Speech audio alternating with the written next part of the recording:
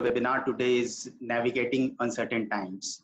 So the thing is, we have with us a very special guest, Mr. Sunil Subramaniam, Managing Director, Sundaram Mutual Fund. Mr. Sunil Subramaniam joined Sundaram Mutual Fund in September 2005. During his tenure here, he has handled various roles: Vice President Retail Distribution, Executive Director Sales and Marketing, Director Sales and Global Operations, Deputy CEO and CEO before being elevated to his current role as Managing Director. Mr. Sunil is also on the boards of Sundaram Asset Management Singapore Pte. Limited. In his tenure spanning over 15 years, Mr. Sunil has handled various responsibilities through which he has been instrumental in expanding Sundaram Mutual Fund's footprint both domestically and internationally. During the time he has been with Sundaram Mutual Fund, the AUM of Sundaram Mutual Fund has seen a manifold growth. He has over 3 decades of work experience in the financial service sector across MNCs, public and private sector companies. The companies he has worked with include State Bank of India, American Express Bank, and Bank of America. Sunil has been recognized by the Economic Times as one of the most promising business leaders of Asia in 2018 and 2019. Under his leadership, Sundaram Mutual Fund has won several accolades: the Economic Times Best Awards 2019, the Economic Times Best Brand Awards in BFSI for 2 years in a row, 2018 and 19, the YouTube Creator Studio Silver Award from Google for reaching over 1 lakh subscribers and sharing original content on YouTube. Sunil has a master's in business administration from the Open University Business School, London, and is an MSc graduate from IIT Madras. He is also a certified associate of Indian Institute of Bankers. So he is having a plethora of experience, and I'm sure that today's webinar is going to be quite enlightening for all of us, and we'll learn a lot, and it will help us in navigating through uncertain times. So it's a pleasure indeed to welcome you. Mr. Sunil, thank you so much for joining us and accepting our request. Thank you. It's my pleasure also, and wish all the best to all the participants today. Great. So before we proceed further, I'd like to briefly introduce Ashika Group as well. Sure. Ashika Group is a quarter-of-a-century-old financial house having pan-India presence and deep-rooted existence in the northeastern region in retail broking, with over 1 lakh clients, 350 plus partners across India. Our investment in technology in the last few years have made us digitally equipped to adapt to the presently changing business landscape. We are empaneled with almost 100 institutions and serving 200 plus family offices. We are also into investment banking, wealth management, AIF, mutual fund distribution, and BFC funding. We have received awards and accolades for the best broking house in Eastern region from NSE for 2 consecutive years. That is 2017-18 and 2018-19. Also awarded for maximum number of accounts in DP in Eastern region from CDSL. So that's about us, Ashika Group. Now I'll move on to the structure of the webinar. I would like to briefly introduce about it, that it's initially going to be a Q&A session. Mr. Sunil is going to come up, share his slides as well for the questions wherever he feels it's appropriate. And then we'll take up questions from business partners, APs and HNIs. So that's how the structure. And I've requested Mr. Sunil as well to speak both in Hindi and English for the better understanding of our viewers as well. So it's going to be a mix of it. And I would request all the participants as well to put up questions, whatever they want to, and we'll address those questions wherever it is possible for us to. And we'll take up questions from the participants as well, so that to make it more interactive. So now I'll straight away come up to the questions. And the first question is, as the headline itself reflects, navigating uncertain times.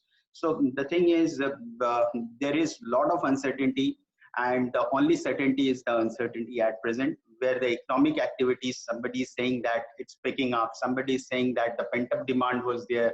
Now, after the pent-up demand, again, things are going to slow down.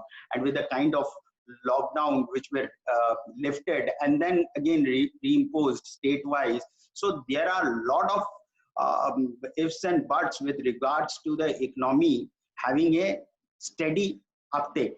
So in this upheaval and uncertainty with regard to the economic activity, I would like to put up question that how do you look at the economic activity as it is today, where the PMI data and other data due to lockdown reimposing in July, it's not looking that good. And tier 2 and tier 3 cities where people were banking on a lot of hopes, there also things are faltering a bit. And this is what has been reflected in the con calls of the present quarter results by many of the management as well.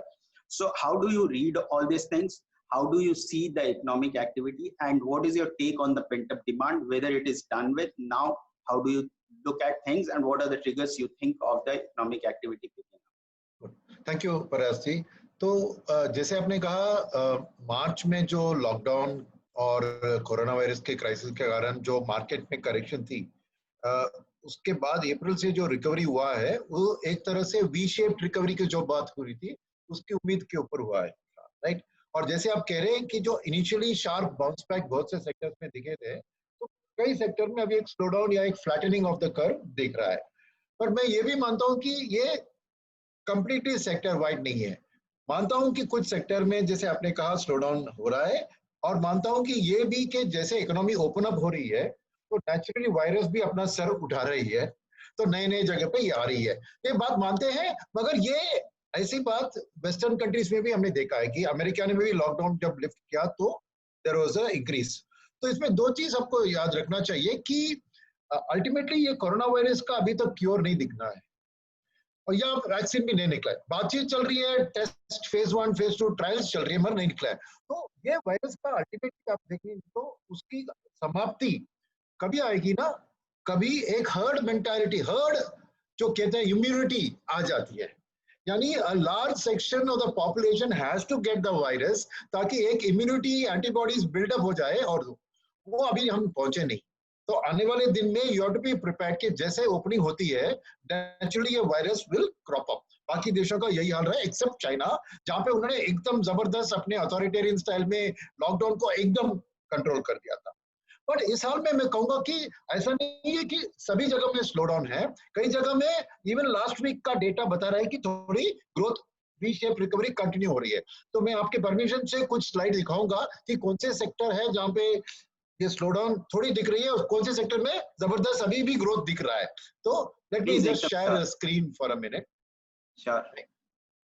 तो जैसे आपने कहा कि वो आपका question है, मैंने उसको कैप्चर कर दिया इधर, ठीक है, so that people can see it। और इस हालत में आप देखें अपडेट ऑन इकोनॉमिक आउटलुक, तो मैं कहूंगा कि there are areas where the initial momentum is not sustain. कौन सी ये जगह? तो पहली थी ऑटो में ऑल मोटर व्हीकल की रजिस्ट्रेशन। तो ब्लू लाइन जो दिख रहा है वो था पिछले साल वाला डेटा, और इस साल वाला थोड़ा काला लाइन जो है। तो अप्रैल मई में देखिए आपको क्लियर डाउनटाउन दिखा, फिर एक वी शेप्ड रिकवरी सामने आई, मगर लास्ट 2-3 वीक्स जैसे आप देख रहे हैं थोड़ी एक प्लेटोइंग इफेक्ट दिख रहा है। तो ऑटो में सेकंड में डेटा नहीं आया, जो डेटा आया है जुलाई वाला उसमें आप देखिए डार्क ब्लैक लाइन है गूगल का मोबिलिटी रिपोर्ट। तो जैसे आपने कहा ना, जैसे ही वापस लॉकडाउन इंपोज कर रहे हैं तो नेचुरली मोबिलिटी भी कम हो गया है। तो that is a second indicator. Third indicator है ये ई-वे बिल जनरेशन, गवर्नमेंट की जो ई-वे बिल जनरेशन होती है। इंट्रा स्टेट भी मैंने दिखाया, इंटर स्टेट भी दिखाया। तो दोनों में देखिए मई अप्रैल के बाद मई में सुपर बढ़त, मई के बाद जून में बढ़त, पर जुलाई में थोड़ा उसमें डिक्रीज। या तो ये भी एक चीज है। चौथी चीज है टीवी एडवर्टाइजमेंट। आफ्टर लॉकडाउन देखिए आपको टीवी एड्स इतने बढ़ गए, तो लोग घर में वर्क फ्रॉम होम की सिचुएशन में जबरदस्त टीवी देख रहे हैं। तो टीवी का एडवर्टाइजमेंट में एक शार्प अपमूव देखा था, और यहाँ पे भी पिछले कुछ 3-4 हफ्तों में आप देख रहे हैं नीचे 22 जुलाई तक मैंने डेटा लिया है, थोड़ी एक फ्लैटनिंग दिख रही है, राइट। एक समरी में देखें ना, तो एक चीज मैं सबको याद दिलाऊंगा कि ये वी शेप्ड रिकवरी क्या होती है ना, कि इट इज नॉट दैट एक डाउनफॉल और उसके बाद अप स्विंग। ये गलती लोग करते हैं कि वी शेप माने एक डाउन हो गया तो अभी अप नहीं। जब डाउन सीवियर डाउन होता है और वो डाउन जो हो रहा है वो कम डाउन हो रहा है, फिर भी वो वी बनती है। तो रिटेल ई ट्रांजैक्शन में देखिए, मैं इसमें 3 ग्राफ हो गए आपको हर इंडिकेटर के पीछे। तो एक होगा मई, फिर उसके बाद जून, फिर उसके बाद लास्ट वीक। तो देख रहे हो आप नेगेटिव में ये है, फिर भी लेस नेगेटिव हुआ है। तो ये जो लोगों के मन में एक गलत फहमी होती है कि वी शेप रिकवरी की बात चल रही है तो as an economy is rebounding, नहीं, इकोनॉमिक स्लोडाउन की शार्पनेस कम हो रही है, the slope of the graph is less. तो फर्स्ट चीज, economy is nowhere near normal, ये याद रखना चाहिए सभी को। और खाली मैंने सर्कल किया है जहां पे एक्चुअल पॉजिटिव ग्रोथ दिख रही थी। एक टीवी एड्स की हमने बात की, मैंने ग्राफ भी दिखाया, बाकी सबके जो इंडिकेटर है ये सब वी शेप में ही है, मगर it is still overall in a negative growth YoY, तो वो याद रखना चाहिए ये वाला। Same I have some more indicator, e way bill, custom duty, diesel, petrol, electricity, सब में the progress is to go to less negative, और वहां पे भी लेस नेगेटिव का भी थोड़ा फ्लैटन हुआ है, एक्सेप्ट बैंक क्रेडिट और बैंक डिपॉजिट नीचे दिख रहा है, वो दोनों में पॉजिटिव ग्रोथ है, बट वो भी एज यू कैन सी 3 महीनों में exactly same percentage of growth. So it is not gone from 6% to 8% to 10%. It has remained at 6% bank credit growth, and bank deposit growth also has remained at 11%.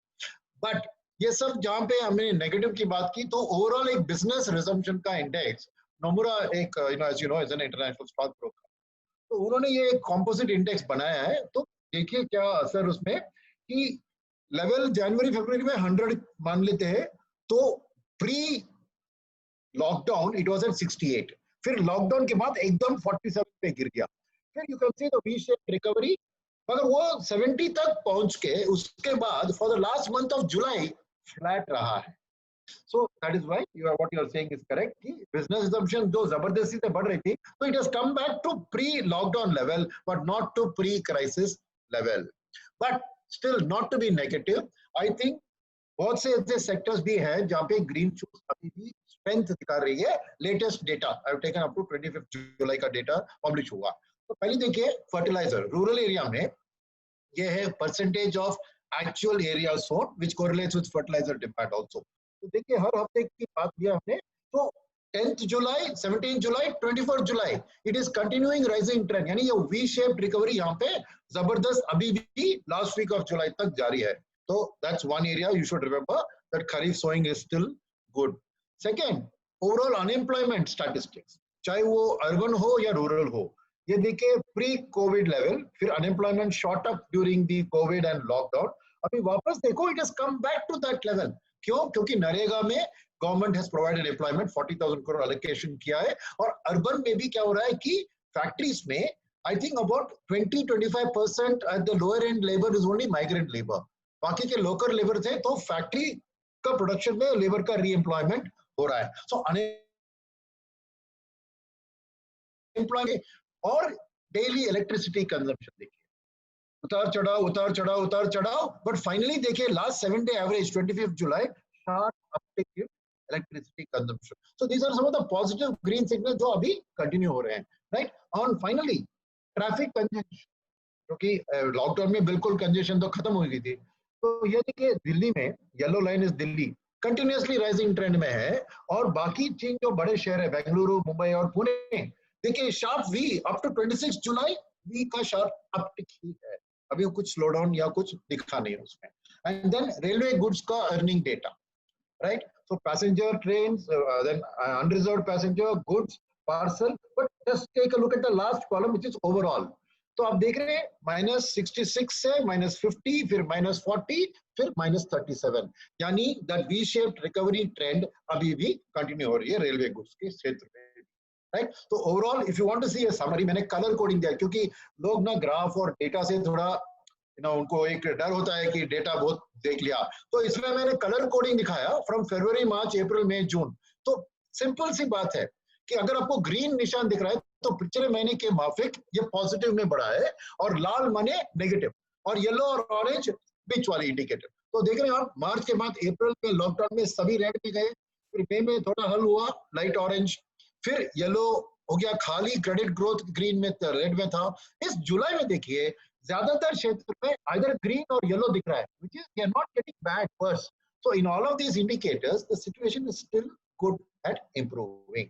So with that, I just wanted to say that the way forward में भी देखिए government की जो आत्मनिर्भर programme के अंदर जो announcements किए थे, इसमें प्रोग्रेस जो दिखा रहा हूं मैं, तो जैसे आप देख रहे हैं there is progress. So why I want to point out is, except for agri NABARD के थ्रू 83% डिस्बर्स हो चुका है, that's why you are seeing that fertilizer rural वाली क्षेत्र अच्छी चल रही है, बाकी सब में the dispersal of the sanctioning of the various lines जो left में है, जैसे 3 लाख करोड़ का emergency line दिया था MSME को, MSME की खास बात आपने करी थी, फिर special liquidity for NBFCs, फिर additional working capital for partial credit guarantee for NBFC, ये सब में देखें एक partial dispersal हुआ है.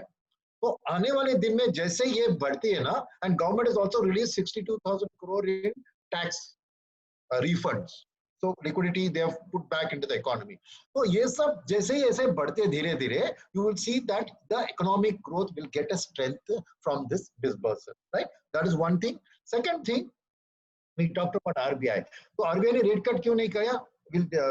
The key is that transmission has started happening now.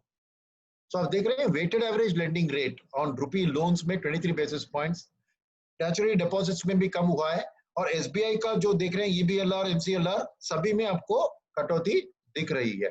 So rate transmission plus government schemes also doing, I think augurs well कि the V-shaped pick up again. So I am not a pessimist here, and I think that government, the good point is government is not holding back on expenditure. So in fact, to put a summary, last year का fiscal deficit 4.5% में था, last column. अभी देखिए अप्रैल में जून में their fiscal deficit month on month is 5.5, 6. यानी more than last year spending government has doing spending on its own. तो इसका भी असर आप देखेंगे इकोनॉमी में. So this current जो slowdown कुछ क्षेत्र में आपको दिख रहा है, मेरे ख्याल में I think with all of these measures coming through, you should see the festival season is also coming up. So there should be revival in demand. The Kharif crop is going to harvest at the end of the year. So that will also have, and so आपने RBI के बारे में question पूछा था, I'll talk about it little when you come to that question, right? But most importantly, COVID की trajectory is the important thing, right? तो यहाँ पे देखिए, this is the days to double. And आप देख रहे हैं, there is sign of improvement in the days to double, right? Can you see the current trend is below the peak trend? So I think to that extent, the COVID trajectory, there is, though it is spreading, overall as a country, it is showing signs of improvement, and more importantly, fatality rate. Right? एक Maharashtra is a strong state, so उसको Maharashtra को भी अलग दिखाया मैंने, और India excluding Maharashtra. You can see the fatality rate is coming down. So like I said, at some stage, ये COVID as something we have to live with as like a normal common cold or a flu. वो भी viruses है. So it is not, the fatality rate is important because that's what affects it, and there I think we are playing a good role in controlling it. So I still think that market is still factoring in a V-shaped recovery in the short to medium term itself. And so I'd like to remind you of IMF projection. This saal, we are going to see 4.5% negative growth. So this saal money 2020 calendar year. So next few months also the growth will be negative. But the very next year, 2021 साल में, our GDP growth is going to go up to 6%, which is a very strong V shape, right? Minus 4.5 to 6. And mind you, this 6% growth or 4.5% fall is better than the average of the world. तो इस साल world का average growth का गिरावट -4.9 है, India का 4.5, और next year world is expected to grow at 5.4, India is expected to grow at 6, which is also equal to or slightly better than the overall emerging market rate. So I would say that yes, there are short-term concerns in certain sectors कि initial तेजी जो है वो जारी नहीं रही, मगर I think we can still retain a positive outlook about next year and act based on that. Right? Thank you. I hope that was an answer where I could answer most of your doubts. I think you are on mute, Paras ji. So आपने बहुत अच्छा data दिखाया ये, and whenever there is a clutter, so the best thing to do is, as far as decision making is concerned, to look at facts and figures rather than getting biased by emotional upheavals or whatever it is. And in market generally these all things happen. So आपने जो data दिखाया, that itself clearly reflects where we are at present. Now the thing is, when you say recovery, there are a couple of very important indicators which you have highlighted, and those indicators reflects the kind of economic growth or recovery we are seeing pre-COVID and post-COVID. Now the thing is, यहाँ पे when we talk about those data, if you can highlight couple of sectors where you think the recovery is really good and where the momentum in the business is going to be coming faster than what was anticipated, अगर आप वो सब highlight कर पाओ तो। Sure. See, sector के बारे में, I think the market, as आपको पता है ना, आप तो experienced stock market participant है, market a lead indicator होता है. So very often क्या होता है कि earnings late होती है. Before the earnings come, market participants are talking to companies. So stock market always rises ahead of the earnings. Right? तो आपके क्वेश्चन आंसर करने के लिए if you look at the fact कि म्यूचुअल फंड, LIC, FIIs, ये सब लोग खरीदारी, how do they do that? They sector को पहले स्टडी करते हैं, फिर उसके अंदर ही large cap, mid cap, small cap खरीदते हैं. So the basic sectoral outlook में जाके when they make a purchase, you are getting a clue as to which is going, whereas by simply looking large cap, mid cap, small cap, you cannot arrive at the analysis. So I'll try to show you how the post recovery has been in the various sectors, and that will take a good call because the earnings of those sectors are not necessarily good in the last quarter. Okay, so I'll just share some slides with you. Sure, please.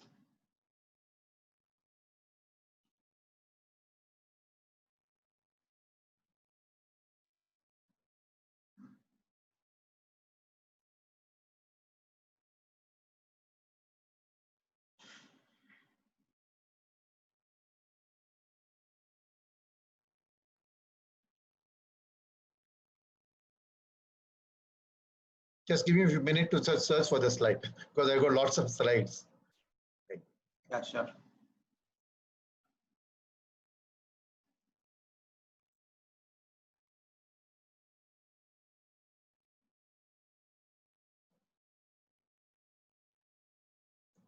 So if you can see this slide, right? Yeah. Oh, sorry, I have to go this way only because it went back to my other. Okay, sorry. So what I wanted to show you is if you can see the various indicators with sectoral indicators, right? In terms of the stock market performance, right? I would draw your attention to the fact that at the top I've got BFSI, then IT, then pharma. Why I'm saying historically ये तीनों safe sector माना जाते थे, right? And within consumption, FMCG was considered safe, and then you have the cyclical sector, right? So if you now this 1 month, 3 months, 6 months data क्या होता है कि 1 month behavior changes the 1 year return, right? So the best way to understand this is to look at the change in the 1 year return and rank it. So now when you look at it, I would draw your attention to the last set of column. This is what I call as the COVID impact. Okay, so what I've given is December 2019 May, what was the 1 year return of that index? And then March, you have the middle year. So the delta of the return, how much was the fall? So which sector was most badly affected in the COVID fall? And then I've ranked them. And then when you come to the V-shaped recovery, again I've ranked as to which recovered the best. So this gives you a good clue कि market ने तब क्या सोचा था, आज क्या सोच रही है. So now when you see here in the fall and the green highlight, I highlighted the top 3 sectors in terms of 1 year return, and the red highlight is the bottom 3 sectors. बाकी बीच में समझिए. So which was the worst affected sector in the COVID crisis? Was 13 was realty. So naturally, COVID crisis आ गया तो work from home, सब कोई office नहीं जा रहा था, and real estate was badly hit. Fine. फिर oil and gas, energy prices were falling, crude was strongly correcting. फिर third was banks, 12th rank. Because why? People said कि NPA सब बहुत बढ़े गए, so they had a lot of concerns about how bank, NBFC उनकी performance रहेगी. But which was the best sector? No, in a fall, best sector is that which falls the least, correct? So because everything was negative, COVID impact देखिए पूरा सबका negative है. So the lowest to fall was FMCG. Naturally, because basic necessities like soap, shampoo, hair oil, these two you have to buy. So there was a safety element to that within the stock market. And number 2 was healthcare, right? So then itself, क्योंकि ये medical crisis था, market though healthcare collected 12.5%, still market में lot of participants felt के healthcare में कुछ ना कुछ फायदा आ सकता है इस crisis, because ultimately medical solution, vaccine या cure के through medical solution में India is one of the largest generic bulk drug manufacturing capacities in the world. तो वैक्सीन या क्यूर किधर भी डिस्कवर हो, इसराइल में हो, रशिया में हो, अमेरिका में हो, लंदन में हो, अल्टीमेटली मैन्युफैक्चरिंग उसका इंडिया में कराना ही है because पूरे वर्ल्ड के डिमांड इतना है. So that's why it was one of the least falling sector. And the third one, consumer discretionary. Like I said, within consumer discretionary, there are small value items. Now, when you come to the ranking of the V-shaped recovery, our number is healthcare. Same reason. So can you see in 3 months, healthcare has bounced 65%. April, March 31st to August, maybe 4 months. So clearly, one that's a thing sector. before we move forward, if you can tell us about ki healthcare jaise is the best performer, outperformer. So at Correct. this juncture, yeah, do you think that healthcare has a long way to go? Pharma sector will outperform? See, I think that pharma sector will give you for the next 18 months double-digit returns. Okay, still from. I think that you can't expect कि अभी 65% आ गया तो मेरे को और 40% मिलेगा. So I think a lot of juice of the future has already been taken by the early market movers. So it still has a good future, but a lot of the jump up and the growth has been already discounted in the price. So you can expect decent double-digit return, but don't expect a rocket-like return. So this data is really very interesting. So isme, how do you see that which are the sectors still the recovery is pending and where you can see a very good recovery and people can think of getting benefits they are rightly invested in those sectors? So it depends on your time frame, Parasji. So I would like to look at the market situation as that there is going to be volatility for the next 1 year. Next 6 months because of US election related matters, right? And after that, because Indian economy, like I said, I see a strong recovery, positive recovery in Indian economy only post Diwali. So from that point of view, I think that for 1 year, the stock market return will be a little up and down. So if you have a 1 year to 18-month view, I would pick consumption, pharma, healthcare, IT as the 3 important sectors, which can give you double-digit returns. IT also is very similar to pharma because of the crisis and the lockdown, IT ka business mein there is a jump up. IT and telecom also. I don't have telecom here as a sector because 2-3 company I didn't put it down. So telecom, IT, because the business model for them has now improved because of the whole crisis, work from home, people now heavy data dependency, people will look at more work to be done by IT outsourcing companies. So I think 18 months outlook may these 3 sectors I would recommend. But if you are willing to invest today for 3 to 5 years, then I'll draw your attention to auto, to capital goods, to realty, and all those which are now showing negative. Because आप सोच लीजिए, I think there's one more question which you had put in the questions, right, in terms of that. So maybe I'll answer it that time. But I think that the true story for India is manufacturing. That your true wealth creation over the next 3 to 5 years is going to come from manufacturing, right? So that manufacturing related sectors are basically cap goods, realty, because cement, construction material, metals, steel, aluminum, copper, all that demand will dovetail into that. So though they may not be showing the best recovery today, I think they are the best bets from a 3 to 5 year perspective. So the government is coming up with PLI schemes in the manufacturing space. How do you see it? अभी तक तो जो देख रहे हैं कि बहुत सारा बड़ा कोई investment commitments तो आया नहीं. So how do you see these things panning out? And the thing is, government has a very clear intention कि look inward or domestically businesses को flourish करे, उसके कारण जो भी facilities दे सकती है government they. So how do you see these all things happening? This PLI scheme, and if any of the companies you know is going for it, and how that is going? Are the people generally aware as to why government is doing this? To as a boost background? Employment? Yeah, no, what this, I know to generate employment, but where is this whole thought process coming? Is there an awareness? Because otherwise I'll take you back a little bit to show yes, you please. Okay, so the background, and then I'll talk about the PLI also. But I wanted to set a certain background because the long-term opportunity for India, as I say, this is the issue, right? The issue actually arises from the fact that our biggest competitor, China, is going through a big bad time. Not just for immediate future, COVID, but there is also a fundamental structural issue with China against which India is very benefited. This is the whole reason for this PLI scheme and everything coming to. What is that benefit? It is that China का labor supply. There are two lines in this graph. एक red line है जो China है और एक काला line है जो इंडिया है. तो यहाँ पे if you study this for a minute you will see कि 2017 में मैंने डॉटेड लाइन डाला है. तो ये 2017 से चाइना का लेबर सप्लाई घटने लगा है. Can you see the graph going down?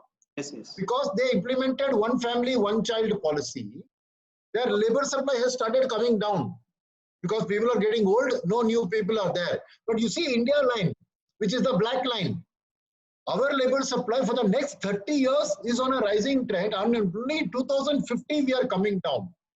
So can you see there's this huge advantage that China is going to suffer a labor shortage and India is in labor surplus. And if you want to put it in number, just look at this. ये 2017 में जो शुरू हुआ उसका 10 साल का अगर number ले, China is losing 21 million people.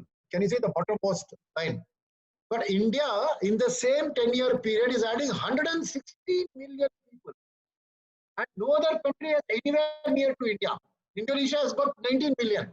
So the opportunity, and not, so why I want to say this is the opportunity for India, but it is a compulsion for government because ये negative भी है. ये जो चाकू है दोनों तरफ काटता है ना.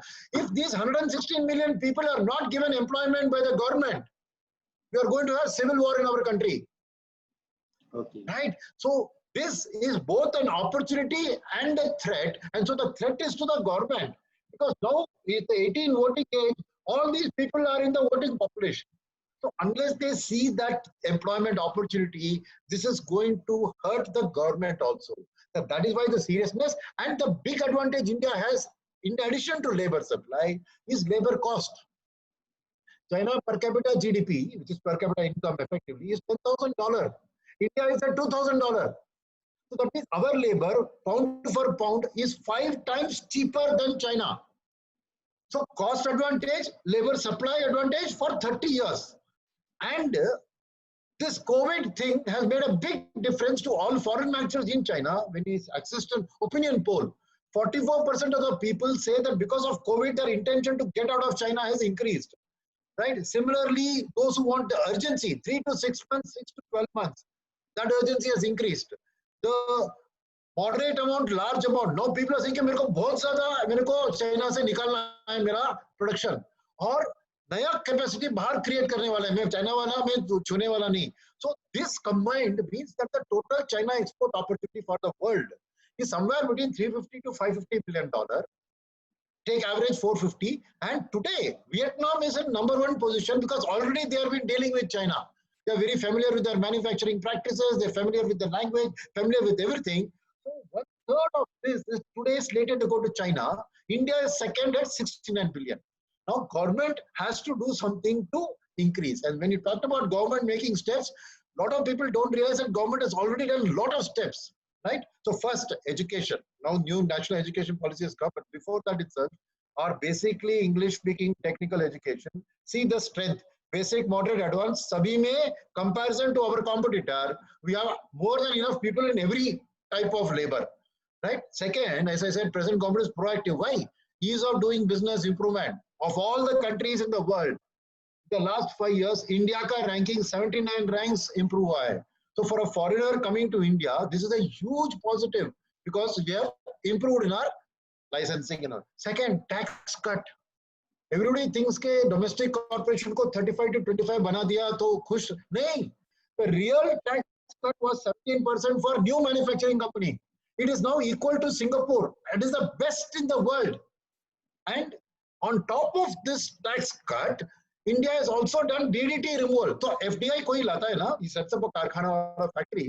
तो अगर उसको वैसा वापस, he has to take the money back to his country. Dividend is the only route when the company makes profit. So that DDT was proving negative. So foreign manufacturers ने feedback दिया government को कि भैया on the hand you are inviting FDI, फिर you are taxing me double taxation because I have to pay tax on the dividend back in my home country also. So government, that is why in budget government removed DDT, not for any other reason, to make FDI more attractive. And so now if you put a table and see the India's attractiveness, financial, tax rates, people skill and availability, which I already talked about, and ease of doing business, India is already becoming the most attractive in a global sense. And so FDI has already been coming in. So if you see the FDI trend for India from 2001, you can see the numbers, right? From single digit, it is now getting $60 billion per year, right? And India is getting 3.3% of the world share of FDI flows. But more work needs to be done, because for a relocation, these are all the factors which they take care. I only pointed out labor cost and labor supply and skill. But as you can see, there are a whole lot of items, and that's why government in Atmanirbhar actually didn't do so much for immediate demand, but they did a lot in terms of reforms. And these are all reforms which are in multiple sectors, but which are the most difficult reforms. So, and the proactiveness of the government, that you use the crisis as an opportunity. That's why in my sectoral call, I was talking about the manufacturing call, right? And this, now come to this PLI. You're saying, Jada paisa nahi aaya, nahi aaya. No, just take the electronics matter. See, government had already been supporting electronics for quite some time. So 2018 में ये graph में देखे, the light blue line is our imports, यानी mobile phone import करते हैं, और above the line is the exports. So as you can see, from 2018, India got a lot of mobile manufacturers to come to India, because of which our import came down, but our exports also went up because the factory was set up for much larger capacity. But COVID crisis के कारण, can you see that black line came down sharply? So this PLI scheme that government announced, what was it? It was a $7 billion thing that for 5 years, they are going to give 4 to 6% production link incentive on all incremental sales. And government closed the scheme on 31st July. And just see the success. 22 companies have filed application, including Samsung, Rising Star, Apple manufacturer, so much so that 60% of the world's mobile phone production is counted by these two companies. They are going to shift it to India. So 11 lakh crore of electronic manufacturer is going to happen, and 12 lakh jobs are going to be created. So to me, this I hope I've given you a background to why this PLI, and the government will go on announcing now in a lot of sectors, and where the land requirement is not very high. One of the biggest problems the government has is labor reform and land reforms, to unlock the agriculture land or that land which is not being used for agriculture, to put it forward. These are the hurdles to take care. But I am very bullish that this government is very proactive, and ये सब हो जाएगा. So we will take questions from our participants as well. So before that, one question, and which is very much related to the investors as well. That is, building wealth is a marathon, not a sprint. But Correct. Discipline is the key. And in Correct. this market at present, where work from home is rampant, and at the same time, the rally in the market is just over the top. And the kind of market move which we are seeing at present, probably there will be certain segments where excesses are going to happen. So Correct. What is your advice for a retail investor? Because it's very tempting for the investors at present to get in, or specifically for the new investors to get in, irrespective of looking at the fundamentals or the business strength. You pick a stock, and in a week's time, you are getting 15-20% kind of return.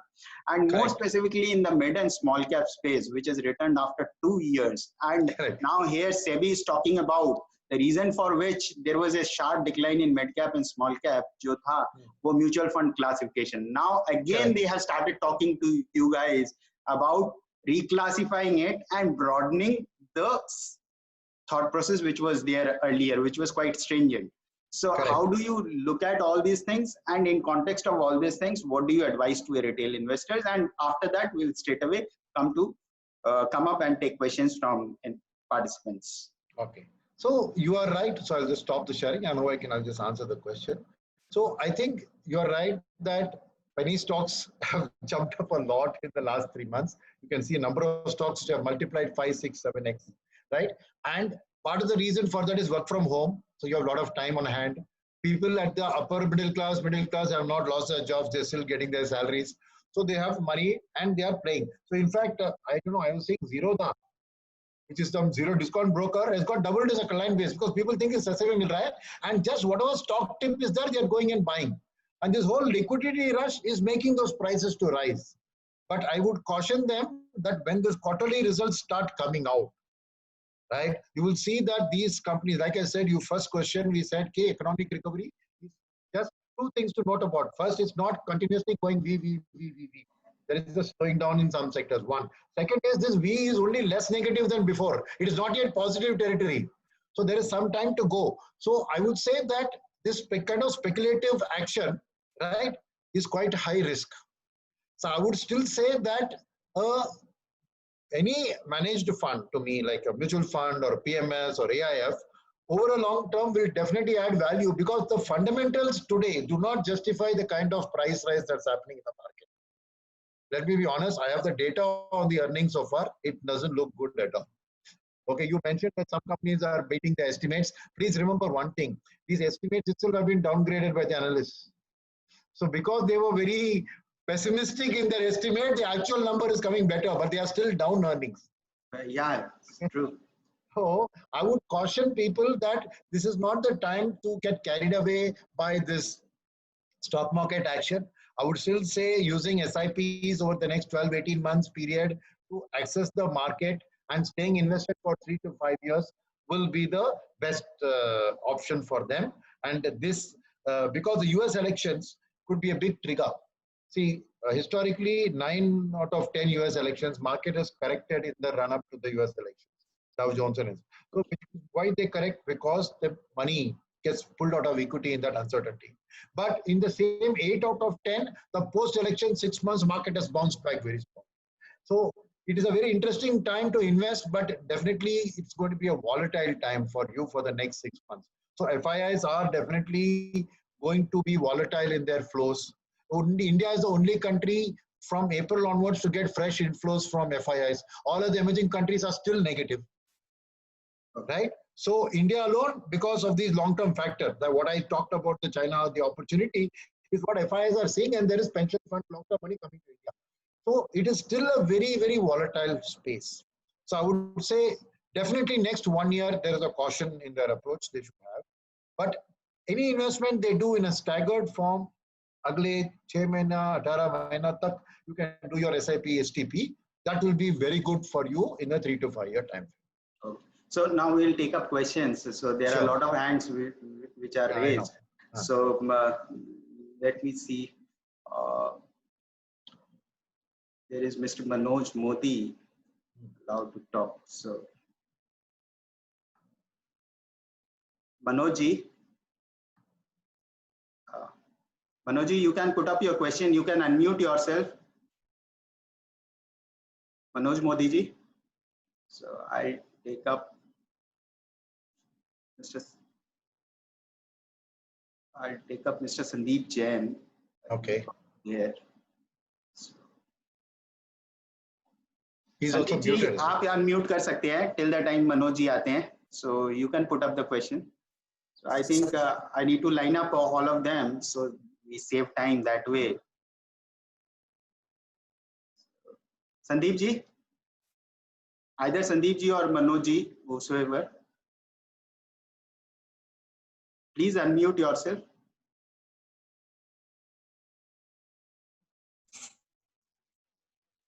Am I audible? Yes. Yeah, Sandeep ji. Yeah, thanks for giving me an opportunity again. So I have two questions.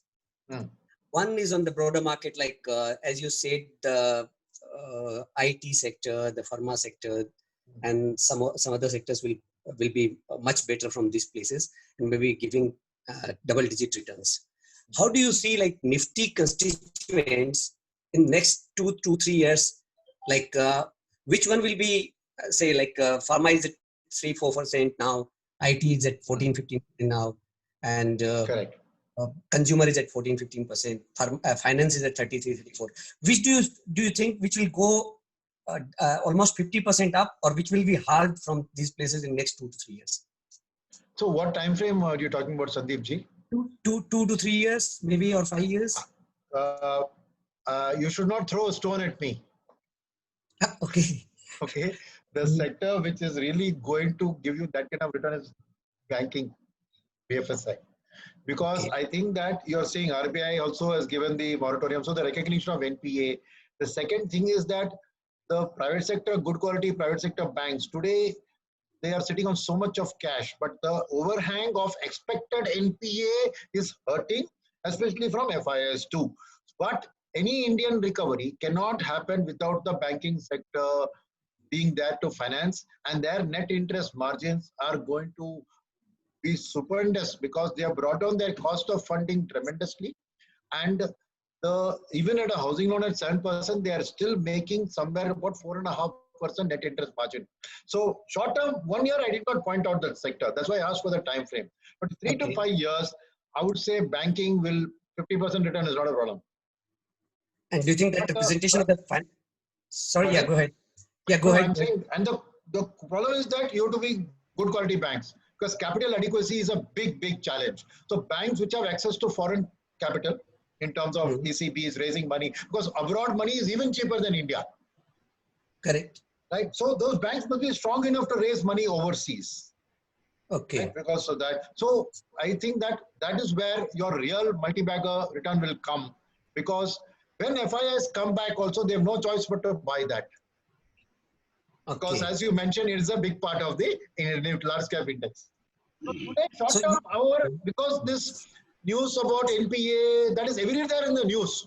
So there is a general fear about that sector, right? So I'm not saying in 6 months it can go down also, okay? But you have to be patient to see through this 6 month period. I will tell you that my personal bet is on that sector. So you mean to say that the 33-34% BFI sector's representation will go to 40-45% or maybe something like that? Well, that depends on the individual stocks, because it depends on the number of stocks within the Nifty, right? So if the pharma sector is doing very well, some other pharma stock may come into the Nifty and kick out the lower banking stock. So I can't tell you about that because utar chadhav to ho jayega na in terms of which stocks come in. So, but the stocks which remain in the Nifty are the ones which will do well. So you can take the top weights. I don't want to give names, but take the top weights where there's no risk that they will go out of Nifty. So I think the appreciation will happen there. Okay. Great. Thank you, sir. Can I put one more question, sir? Please. Yeah. Another one is on sir, you are a part of AMC industry. Which is the better vehicle? Whether we should participate through mutual fund units in the by investing, or we should go through shareholding in the AMC industry? Shareholding in the AMC business. AMC business, right? Sorry. Shareholding in the AMC business. Will be better? Yes.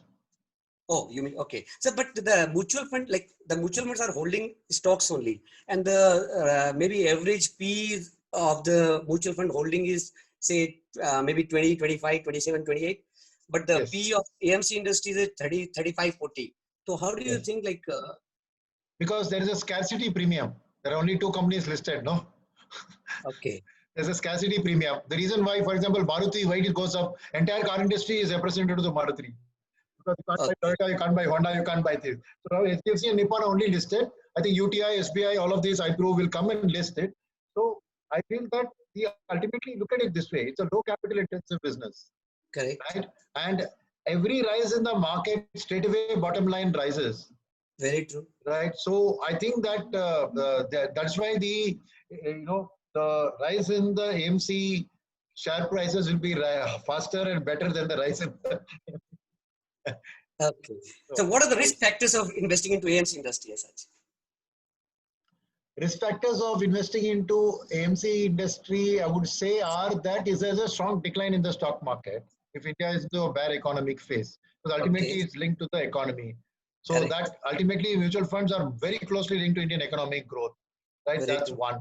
Second is that if any regulatory, one of the regulatory overhang is one of the biggest risks for the industry. That regulator, for example, there is one rumor which has been there for quite some time, that regulator may link the asset management fees to the outperformance of the schemes. It's not implemented. So tomorrow, if he brings that, that is a big risk because, like even now, you are seeing large cap funds are not outperforming the benchmark because one Reliance stock and Infosys stock are taking the market up. But AMC can't buy more than 10%. So they are all underperforming the large cap index. So if somebody says that you have to reduce your fees if you are underperforming, which is something which is in the back burner discussion. If they suddenly come and implement, we have always faced this regular. Then, automatically it could affect. So there is a risk there. Okay. That is one of the. Right. Okay, thank you, sir. Thank you so much, sir. Sandeep ji, for asking the question. Next is from Paras Mr. K. ji, one thing I want to ask you. I give very brutally honest replies. I don't know whether you are comfortable by my answering like that, or you want to give politically correct replies. No, this is better. Straight Okay. from the heart, whatever you feel like. So that will be a much better and sincere advice, I think. Okay. So, no, because they are your customers, I don't want to upset the apple cart. No, not at all, not at all. So all are matured, and okay, fine. It's always going to be good that we get a very straightforward perspective on whatever questions are there. So, okay. Mr. Vishwanathan also raised his hand, so I've taken him. Yeah. Mr. K. Vishwanathan, if you can ask the question. Yeah. Mr. See, nice talking to you. Yes, Until 31st of July, I was also very hopeful of doing a good amount of business with Ashika. Ashika has been very cooperative, very accommodative. Yes, but sir. ever since that SEBI has raised the issue of 1st of September issue, now everything has come into a blockade. Nothing could be done from 1st of September, 1st of August. Every account has been blocked. I got two account which I am handling on a daily basis, and now everything is stopped.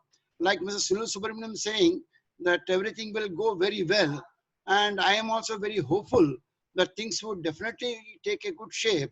But unfortunately, if Ashika does not accommodate to us on the margin account or for MTF account, how do we do the trade on a daily basis? So I am very hopeful. Question that Parasji should answer. About your question, I'll put it this way, Mr. Vishwanathan. So yeah, I think Mr. Sunil would love to answer more on the. No, I agree with you. I agree with you. This is Since a you are also subject there, which is, yeah, this is a subject where SEBI has come up with regulations, and those are stringent regulations, and for the long term, these are always going to help the industry as a whole. So I think that question can be taken up separately, and we are also as much working as you are thinking about how to streamline the new rules and regulations, and we have a 1 month still window left. So hopefully things will be back on track, and we are working hard 24/7 to make our investors happy and a smooth transition from the old regime to the new regime. So what all hiccups are going to be there, we'll address it. So that's a thing. I agree with you. I only request is that right now from 2nd of August or 3rd of August, nothing is being done. We are handcuffed. So we are not doing any job because people are not very clear as to what is going to happen or what they are going to do. The total work is stopped.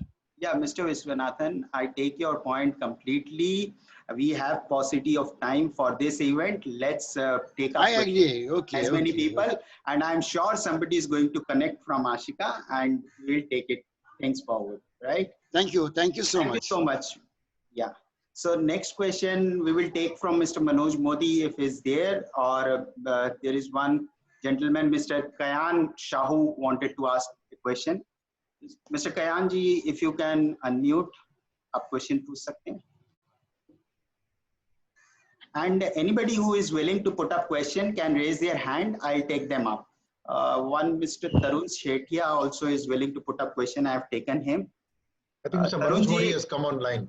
Yeah, sorry. I saw Mr. Manoj Modi's name. Yeah, I think it's getting on and off. Tarun ji, you can put up a question in the meantime. Yeah, I am not visible, it seems. That is okay, but I'm audible. You can put up. Yes. Sir, one of the biggest casualties in this post-COVID has been the hospitality industry, the hotel industry. So what do you feel, what is the outlook for the hospitality industry, its revival prospects, and how do you view it? I think that needs to be a restructuring happening. It's a special situation ideally, because definitely this is excess hotel capacity now in the hospitality industry, and work from home, a lot of companies doing that. Travel will come down because of Zoom and other things. So definitely the future outlook is a bit uncertain. I expect that there will be loan waivers, loan write-offs, massive restructuring needed for this. You didn't mention the airline industry. I would club the airline industry also with this industry. Both of them are going to see a lot of merger, consolidation, that some banks have to take a hit and a write-off for this to come out of this, because it's a very permanent damage that has happened. Because I, for example, was a person who used to travel 20 days a month. Over the last few months, I have not stepped out at all. And I don't see now that I need to step out at all. Even if the situation normalizes, I'm able to reach all people like you through webinars. So definitely, sir, that is a sector where we have to wait and watch and see how it pans out. There will be a few winners and there will be a few losers. So it's better you stay away from an investment perspective and wait and watch from the sidelines. Thank you, sir. Hope that answers your question. Yes, yes. Deepak ji, if you can unmute yourself and put up the question. I've taken you on live. Deepak ji or Mr. Kayan Shahu, both of them, either of you can put up a question.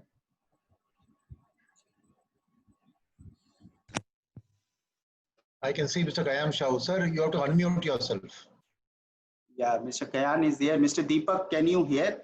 I am unmuted. Yes, yeah, sir. Please go ahead. Please go ahead. Yes. Audible हूँ sir मैं? हाँ, एकदम audible हो. जी. Sir stock specific question हो सकता है क्या session में अपने? No, not at all. As per regulations, they are not allowed to speak stock specific, but he can give you updates or hints that way on the sector. Okay. In that case, sir, my question is a little bit like technical. So just like what happened in Adani case, the Adani Enterprises was demerged in many different sections year on year, and the existing shareholders of Adani Enterprises got equal or whatever the proportion was set up by the company rules and regulations, whatever. They were given the shares of the demerged company. Something is going to happen in one giant, actually the leading market cap company, Reliance, in the coming weeks or months. As a shareholder of the company, I'm not asking about any recommendation or so. It's just a question that when the retail and Jio will get separated, they will be demerged or they will be listed separately. As a shareholder of the Reliance, are we eligible to get shares free of cost of those entities, or we have to pay and buy them through the IPO process only? Question number one. Then I will. I just need the answer for this, and then I will go on the second number. Parasji, probably you can handle that question. So the thing is, stock specific ये बोल नहीं पाएंगे in this forum, and as per regulation also it is not allowed. So instead of that, if you could have put up questions, anything related to sector or the economy, वो ज़्यादा better रहता दीपक जी. बाकी shares when a company Reliance अगर demerge होती है, कोई भी company Reliance से, whether it is retail or Jio, and if they are holding the shares, then probably the Reliance shareholders are all going to get benefited. They'll get the shares free of cost. Benefited in terms of getting the shares, or just the price of particular that holding company going up? What is the method? Let's take the best out of Mr. Sunil at present. We can offline talk about. Okay, in that case, my second question would be about the pharma. Which sector is better to bet on, the API one or the formulation industry? Which is going to act better? I think the API one, the generic one, will be better, because formulation one, the vaccine and the cure, if you're looking the way it gets developed, right? Ultimately the demand will be for the API only, because then putting together that is the difficult part, manufacturing the API. Formulation part is the easier part to do. So I would say definitely the API part will be the better beneficiary. Great. Okay. So, thank you. Thank you, Deepak, for asking the question. Next is Mr. M. Balchandran is also willing to put up question. I've taken him live. Mr. Balchandran ji, if you can unmute yourself and put up the question. Hello, can you hear me? Yeah, yes, please sir. Go ahead. Please go ahead. Yes, I'm a very long-term investor in the stock market, and whenever I attend programs like this, the emphasis is always on what to buy. Unfortunately, the individual investor makes money only when he sells. Now, my question is, what is your advice regarding when to sell? So my answer to that is very simple, sir. every investment you make as a long-term investor, every investment you make, the day you make that investment, you should write down your expectation from that investment, either in terms of meeting a goal, or in terms of meeting a time frame, or in terms of meeting a value, right? So whatever be the reason, you may want to do it for your silver jubilee wedding anniversary, you may want to do whatever. But every investment you make, that's what I follow as a philosophy, is that write down, if I'm investing 10,000 rupees in something today, I will write down that this investment is for 16 years and I want to make 25 lakhs from it. I will write it down. The only time to sell is when that goal is reached. But when the goal is reached, we tend to get greedy because markets are in a boom and we say, 25 lakhs can become 50 lakhs and I stay invested. So we forget the original purpose. So to me, there is only one time to sell, that is when the goal of that investment is attained. It may get attained before the time or after the time, but that goal must be clear. Now, suppose you set a time frame goal. I say, मैं 10 साल के लिए कर रहा हूँ. Then 10 years you have to sell it, whether it's a loss or a profit. So to me, the answer to that is very simple. This is the way I follow it, sir. So that's why, because otherwise, in this time, look at it, in March, so many people would have gone and sold off saying, "Abhi outlook kharab hai." And the next 3 months, market has proved everybody a fool. So this, you can't go by this expectation of the market and act. It depends on your goal. If you have a financial plan, it is got to fit into that and strictly follow that. Ruthlessly, you should sell when that goal is reached. That's my simple advice to you. Now, may I ask a follow-up? Please, sir. Two of my largest holdings are in HDFC and HDFC Bank from the IPO days. Okay. Yes. Now, I had all kinds of objectives, but even now, I don't feel that it's the right time to sell. Now, if I don't want you to restrict you to these two shares, but if you take these two shares, when would you say is the right time to sell? So when your goals are reached, sir, I think I already answered that, sir. So I'm just saying that, so it's all about your goals. It's not about that particular stock. Like I said, one cannot predict about the market on which this stock is going to do well. If that was that confidence about the future we had, I would put all my investments only in one thing which I have confidence. No, sir. The reason we do diversification, the reason we do it is because the market does not necessarily follow logic at all times. So you have to diversify. So the very simple answer, sir, that any particular stock, I can't definitely answer your question about whether to sell a stock or buy a stock. That is not allowed. But I'm saying any particular investment itself. I cannot even tell you today whether you should liquidate your large cap investment or your mid cap investment, because it is dependent on your goals, sir. The market will go up, market will go down. Nobody ever caught the peak of the market to sell and the bottom of the market to buy, sir. Nobody, even Warren Buffett did not get it. You would have read about how many times he got the tech sector rally wrong, he got the internet rally wrong. So it is not about that, sir. It's about your goals and your investment. So I would request that you look at it, even if you have not set it when you bought those particular shares, today you set yourself a goal, sir. Suppose you want it in 1 year's time that you need money. And you decide, if this particular bank stock reaches this price, that means that money I will get, I will sell it. Write it down today. So take your entire portfolio and please try and structure a reason what you're holding it at today. You might be sitting on huge profit, less profit, loss on that, but just take a decision. And I would say be guided by your requirements and needs rather than by prediction and then being disappointed by those predictions. Simple. By the way, I would add one more thing. Mr. Balchandran said that he is holding HDFC Bank and HDFC since IPO time. So the kind of wealth these two companies have created for investors is unparalleled. So he should be happy about holding it, and probably there is some kind of ebb and flow in all the sectors in every time. So probably we are seeing one of those kind in the financial space at present. But if the management is good and they have a consistent track record, what is there to worry that way also?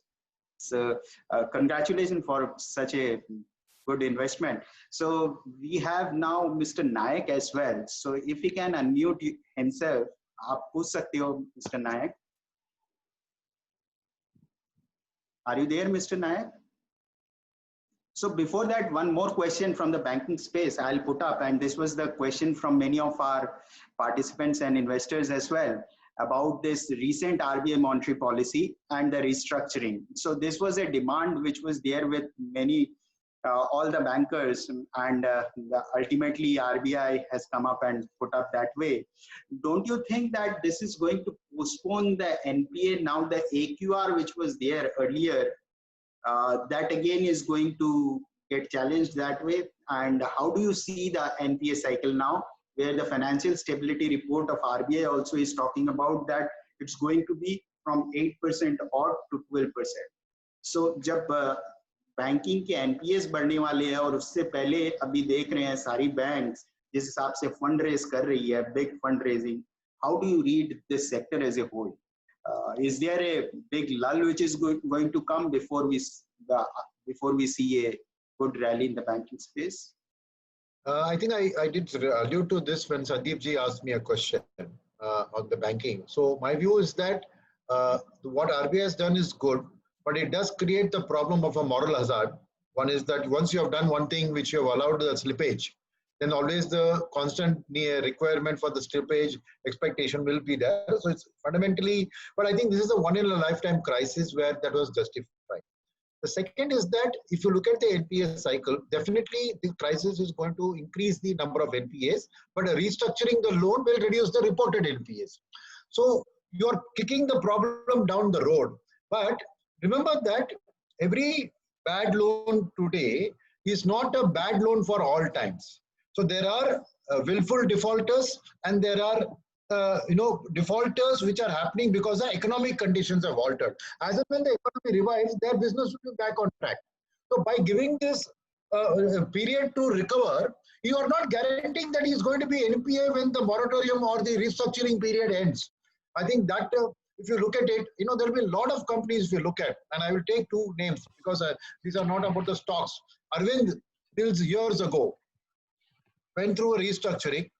India Cements years ago, when they went to a restructuring, because I was a banker then, I had dealt with those companies, and the banks took a massive hit in restructuring. But today those stocks are among the best performing stocks in the market because those companies are long-term survivors.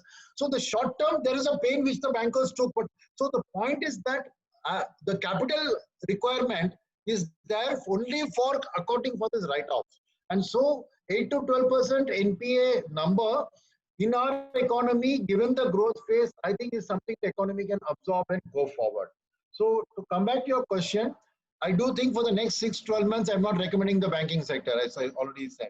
There is going to be volatility. There will be bad news on some banks having much more problems than others. The PSU banks are in a mess. There has got to be restructuring. There has got to be a lot of mergers still happening there. So I would say that for the next 6-12 months, yes, there is going to be up and down in this sector. But if you go past that period, right, to three years plus, I would say all this overhang of uncertainty, which is having an effect on the prices, has made it a good opportunity for a long-term investor. So I would still stick to my stand on that. At the short term, yes, it is we are underweight in our portfolio of that sector, but longer-term holdings, I think, will deliver great value. So Mr. Pukhraj Saraogi also raised a hand and wanted to ask a question.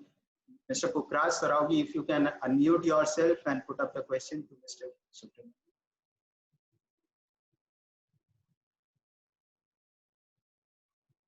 Mr. Pukhraj Saraogi. There is one Mr. Murli as well, so he was also willing to put up a question. Murli ji, if you can hear us. Audible हो sir? Yeah. Please. मेरे एक सवाल का जवाब तो आपने अभी भी दिया ही था, बैंकिंग सेक्टर के में आप बुलिश हैं, पर मैं ये जानना चाह रहा था सर कि इस बुलिशनेस के बावजूद जो अभी आपने एनपीए के बारे में कहा, ये उनकी बैलेंस शीट पर तो बहुत बुरा इफेक्ट डालने वाला है, तो ये कैसे बुलिशनेस रहेगी? और सेकंड थिंग जो है वो कमोडिटीज को लेकर है। आई एम नॉट अवेयर कि आप उसको ट्रैक करते हैं या नहीं, पर कमोडिटीज जो की मेटल्स है, कमोडिटीज में नहीं ट्रैक करता हूं। तो देन सर ये जो एनपीए जो बढ़ेंगे, इसके बावजूद बैंकिंग सेक्टर कैसे सरवाइव करेगा, किस तरीके से इस बेड लोन्स को एक्चुअली एब्जॉर्ब करेगा? जो अभी आपने जवाब दिया उसका थोड़ा सा और डेप्थ में अगर आप मुझे बता पाए, समझा पाए। Thank you. तो मैं दो तरीके से इसको आंसर करूंगा। तो एक चीज है, स्टॉक मार्केट ऑलवेज एक्सपेक्टेशंस में ट्रेड करती है। तो जैसे परास जी ने भी बताया कि 8 to 12% एक्सपेक्टेशन है, तो मार्केट की प्राइस में वो ऑलरेडी वो एक्सपेक्टेशन ऑलरेडी फैक्टर इन हो चुकी है। अभी अगर खबर आएगी कि 8 के बदले में ये 7.5% होगा, तो इमीडिएटली वो पॉजिटिव अर्निंग सरप्राइज होगा। सो प्लीज रिमेंबर कि स्टॉक मार्केट ने ऑलरेडी ये खराब न्यूज को अपने प्राइसेस में, ये बैंकिंग में जो करेक्शन मैंने दिखाया था अपने सेक्टोरल टैक्स, उसमें इसको फैक्टर कर दिया। तो एक चीज है कि मार्केट में ये correction has already, poison has already been swallowed, number 1। Number 2, bank के एनपीए में ऑलवेज एक नेट इंटरेस्ट मार्जिन जो होती है, उसमें एक प्रोविजनिंग कॉस्ट होता है। यानी बैंक अपने आप जो एंटिसिपेट करती है कि मेरे को इतना लॉस होगा, उसको अपने कॉस्ट में जोड़ देती है और उसके बाद मार्जिन रख के ही लेंड करती है। अब ये सोच लीजिए कि वो कॉस्ट ऑलरेडी बैंक ने भी ऑब्जर्व कर दिया, इसलिए हाउसिंग लोन का आज 7% से थोड़ा नीचे है और 5% में नहीं हाउसिंग लोन, क्योंकि जो कॉस्ट, सो अल्टीमेटली वो एनपीए वाला कॉस्ट बोरोवर बेयर करता है, because it is a sellers market. Bank के पास पैसा है, लेंडर को हाथ जोड़ के मेरे को पैसा पूछना पड़ता है, तो मैं 7% रेट रख रहा हूँ, तो मान लीजिए उसमें आधा % बाकी सब वाले डिफॉल्टर का कॉस्ट आप बेयर कर रहे हैं। वही नियम है जिंदगी की कि power lies with the person with the money. तो बैंकर क्या करेंगे, ये एनपीए का cost ultimately all borrowing customers के ऊपर शेयर हो जाएगा।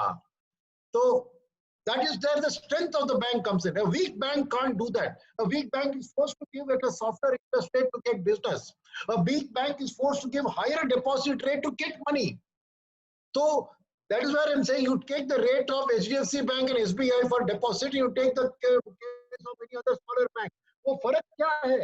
वो फर्क है the fact that उसकी NPA level ज्यादा है, इसलिए उसको वो प्रॉब्लम आ रही है। अब मैं समझ रहे हैं जो मैं चीज कह रहा हूं। तो ultimately you look at it this way कि ये डर जो है एनपीए के बारे में, ऐसे ही सब लोग डर के बारे ये कर रहे हैं, बट वो बैंक को ये सब पता है ना चीज। So and then the third thing, तो अल्टीमेटली कैपिटल रेजिंग अभी भी देख रहे हैं, इतने करेक्शन के बावजूद HDFC is able to raise capital, HDFC bank they are able to raise, Bandhan Bank is raising capital. Why people, that capital is going to finance the NPA, because those people who are putting it say that when this NPA fear goes away, that share price increase will compensate my cost. So there are 3 stakeholders who are picking up the NPA cost.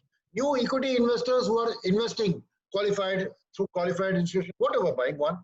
Second is the borrowers who are paying a higher cost than they should. That is, good quality borrowers are paying a higher cost, which are picking up the bad loan cost. And third is, yaad rakhiye, the bank always provides a little excess than what it thinks will happen. So when the reality comes out, it is not so bad. That gives a boost to the profitability of the bank. I gave a very detailed answer. Hopefully you could understand this. बिल्कुल sir, बहुत अच्छे से आपने समझाया। इसी के related थोड़ा सा इसका फॉलोअप है। पंडित जी, can we take only one question because paucity of time? नहीं, इसी का फॉलोअप छोटा सा, पारस जी बहुत छोटा सा फॉलोअप है। प्लीज। हम यूजुअली हम ये देखते हैं कि एक फंडामेंटल एनालिसिस करते वक्त अपने ये देखते हैं कि प्रोमोटर होल्डिंग अगर हायर साइड पे है, इट इज वेरी पॉजिटिव। एफपीओस के साथ आ रही है, क्यूएफए जो मार्केट में ऑफर कर रही है, प्रोमोटर होल्डिंग घट रही है, स्टिल जो वैल्यू है कंपनी की या जो फेस है कंपनी के अंदर वो इन्वेस्टर्स का बढ़ रहा है। ये थोड़ी सी कॉन्ट्रा बात है, थोड़ा सा इसके बारे में आप अगर आप लाइट डाल सकें कि ऐसा क्यों हो रहा है। जरूर, मैं पहली चीज पे आपकी गलतफहमी को दूर करवाऊंगा कि जो आप कह रहे हैं कि प्रोमोटर होल्डिंग ज्यादा है तो वैल्यू ज्यादा होती है, ये चीज सही नहीं है। इंटरनेशनली आप देखिए, इंटरनेशनल इन्वेस्टर्स जब एक स्टॉक में निवेश करते हैं, जिसका फ्री फ्लोट ज्यादा हो उसका प्रीमियम होता है। जैसे ही, क्योंकि जब कोई जाके खरीदारी कर रहा है उसको ये कॉन्फिडेंस चाहिए जब मेरे को बेचने की जरूरत पड़ेगी तो मेरे को आसानी से मैं बेच पाऊंगा। whereas जहां पे प्रमोटर होल्डिंग हाई होता है, उसका लिक्विडिटी कम होता है, तो रिस्क ऑफ सेलिंग कि मैं जाके बेचूंगा तभी उसके कारण ही दाम गिरेगा। तो ऑलवेज जो आप चीज कह रहे हैं उसका ऑपोजिट है। यानी जो हाई वैल्यू इन्वेस्टर्स होते हैं, इंस्टीट्यूशनल इन्वेस्टर्स, म्यूचुअल फंड्स, इनके लिए फ्री फ्लोट जितना ज्यादा हो उतना उस स्टॉक के लिए हम प्रीमियम देने के लिए तैयार है। तो इसलिए वही चीज मार्केट भी आपको बता रही है कि जैसे ही ये एफपीओ करके उसको डाइल्यूट करते हैं, एक्चुअली उनकी पी रेशियो बढ़ेगी. आई होप मैंने एक्सप्लेन कर दिया आपको. जी, thank you, very well, So very well summed up the reply. So thank you, Murli ji, for putting the question. One question I'll take, and probably this is the last question. And there are a lot of questions, but because of the paucity of time, we won't be able to take. One question from the chat I'll take is of Mr. Sashi Narayan Mishra.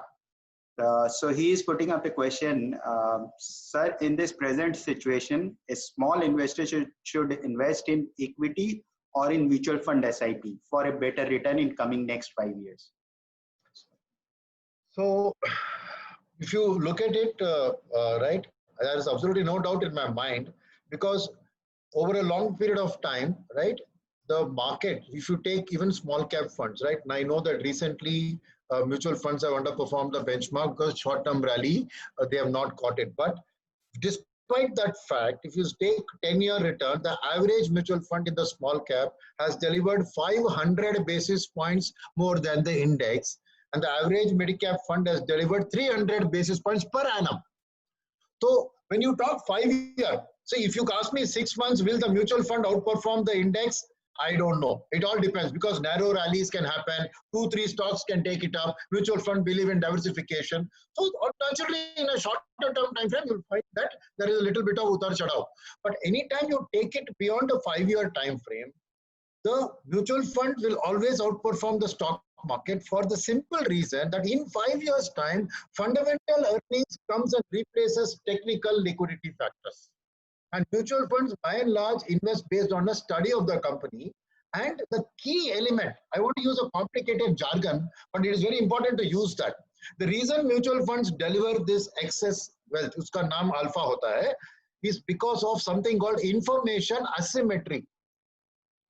Asymmetry माने, symmetry माने क्या? जो मुझे जानकारी है, सबको जानकारी है. अमेरिकन मार्केट में वही हालत है कि 30 सेकंड में एक कंपनी की रिजल्ट सबको पता लग जाता है. इंडियन मार्केट में ऐसी बात नहीं है. जो चीज होता है कि मैं कंपनी को स्टडी करूं, उसके फ्यूचर की कैश फ्लोज को डिस्काउंट करूं, उसके सप्लायर से बात करूं, उसके बायर से बात करूं, उसका एक जो पिक्चर में 5 साल के टाइम फ्रेम में बना के आज खरीद रहा हूं. तो पॉइंट इज, बाकी लोगों को वो समझदारी नहीं है. जो मेरा मेहनत होता है, एक्सपर्टीज होता है उसको स्टडी करने में, उसका वैल्यू आता है जब उसकी जो परफॉर्मेंस बाहर सबको दिखती है, तब दाम बढ़ता है. But the trick is in buying that before that is available to everybody else. So ultimately, a mutual fund delivers value from that research. But that research, only in the long term will the market respect that earnings growth. In the short term, penny stock buyers, FIIs, ETFs, provident fund, ये आके जो भी है खरीदते हैं ना, that's where the distortion occurs. आपने 5 साल का टाइम फ्रेम लिया, मैं कहूँगा आप बेफिक्र म्यूचुअल फंड के थ्रू SIP कीजिए. Definitely. Sometimes in 5 years it doesn't underperform. Like COVID crisis में हुआ कि 5 year का SIP ने पैसा नहीं बनाया, because SIP का रूल होता है rupee cost averaging, and rupee cost averaging काम करता है जब end point beginning point से higher हो. अगर end point beginning से lower हो तो rupee cost averaging आपको hurt करेगा ना, because you have bought more. So the point is very simple. Once in a way, maybe 5-10% of the time, in 5 years' time, if there is another COVID crisis at that 5th year time, there is a chance that it may underperform. But 90% of the time, in 5 years' time, you are definitely going to get a much better return. So, law of probability, if you take, I would say, for 5 years SIP, please trust any mutual fund. I'm not saying only my mutual fund. Any mutual fund, more or less, they all have good qualified people to research and buy the stocks. So I would request that you do that only through mutual fund. So very well summed up. And as Warren Buffett said, that in the short term market is a voting machine, and in the long term it's a weighing machine. So exactly the SIP is going to do that way only for a very long term investor. And with that, I'll conclude with a para from Charles Dickens' Tale of Two Cities. And this perfectly resembles the title of our webinar today, which was Navigating Uncertain Times. So the Tale of Two Cities, it clearly says, and it looked quite good to me, so I picked it up from one of the AGM's statement that way. So it says that it was the best of times, it was the worst of times, it was the spring of hope, it was the winter of despair. So everything coincides in this one line, and reflects the kind of thing which we are witnessing at present, and how we are going to navigate going forward as well. And thank you, Mr. Sunil Subramaniam, for replying to all the questions so candidly, and hopefully investors also and the participants also understood, and giving us a lot of insights with your data as well. So that was truly quite good, and I would personally request you to get that presentation as well, so learn from more of those data, so that way. So thank you so much, and we'll touch base with you in future as well. So that's really nice, and that was a wonderful presentation, and thank you all the participants as well for patiently hearing and joining the webinar. Thank you. All the best, and stay safe to everybody. Thanks a lot.